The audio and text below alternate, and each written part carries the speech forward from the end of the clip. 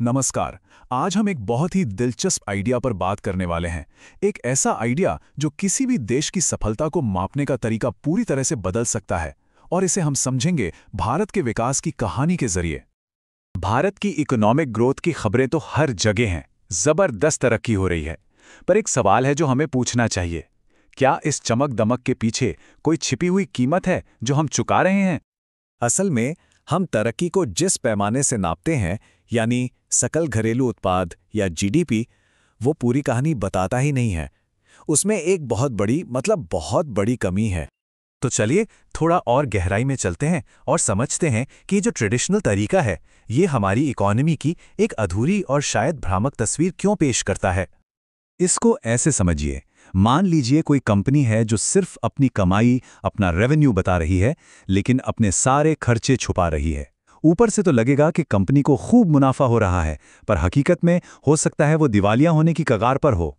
GDP का हिसाब किताब भी कुछ ऐसा ही है।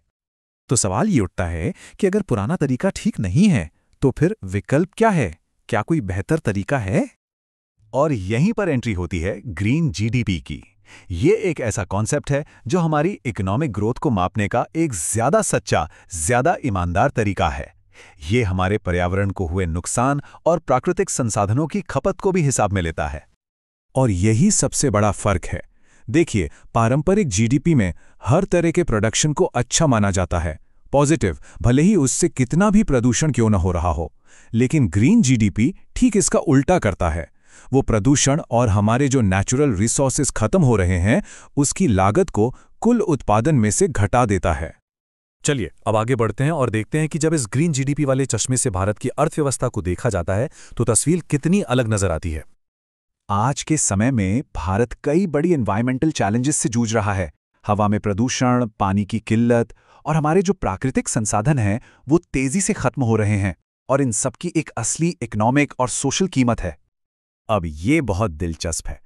जब हम इन एनवायरमेंटल कॉस्ट को हिसाब में लेते हैं, तो जो तरक्की की हमारी पूरी समझ है, वो बिल्कुल बदल जाती है। एक तरफ है पारंपरिक जीडीपी, जो बहुत ऊंचा दिखाई देता है, और दूसरी तरफ है ग्रीन जीडीपी, जो हकीकत के ज्यादा करीब है, और वो काफी कम है। पर ये सिर्फ कोई किताबी बातें नहीं हैं। दुनिया के कई देश इस रास्ते पर पहले ही चल पड़े हैं, और वो दिखा रहे हैं कि हाँ, एक बेहतर रास्ता मुमकिन है। और भारत के लिए ये एक बहुत ही यूनिक मौका है। एक तरफ तेजी से विकास करना है और दूसरी तरफ एनवायरनमेंट का भी ध्यान रखना है। अगर इन दोनों के बीच सही बैलेंस बना लिया जाए, तो भारत दुनिया के लिए एक मिसाल बन सकता है। तो ग्रीन जीडीपी को असलियत में अपनाने के लिए एक साफ सुथरा 3 सूत्रीय प्लान चाहिए। पहला, ग्रीन इंफ्रास्ट्रक्चर में इन्वेस्ट करना। दूसरा, अकाउंटिंग की पॉलिसीज में बदलाव लाना। और तीसरा, ऐसे इकोनॉमिक अपॉर्चुनिटीज को बढ़ावा देना जो एनवायरनमेंट के लिए भी अच्छे हों। तो आखिर में ये पूरी बातचीत सिर्फ नंबर्स या बैलेंस शीट्स के बारे में नहीं है। ये हमें सोचने पर मजबूर करती है कि हमारे लिए असल कामयाबी, असली समृद्धिता मतलब क्या है। यहाँ पर बात इकोनॉमी या एनवायरनमेंट में से किसी एक को चुनने की नहीं है। बात ये समझने की है कि ये दोनों असल में एक ही सिक्के के दो पहलू हैं। ग्रीन ग्रोथ में जो आर्थिक मौके हैं, वो एक विन विन सिचुएशन बना सकते हैं, जिससे इनोवेशन भी होगा और नए बाजार भी बनेंगे।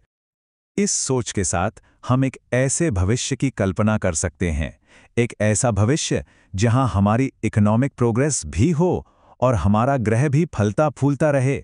और ये आने वाली पीढ़ियों के लिए कितना जरूरी है। तो आखिर में एक सवाल छूट जाते हैं, सच्ची समृद्धि, असली तरक्की आखिर दिखती कैसी है? शायद इसी सवाल के जवाब में एक बेहतर और स्वस्थ दुनिया का रास्ता छिपा है।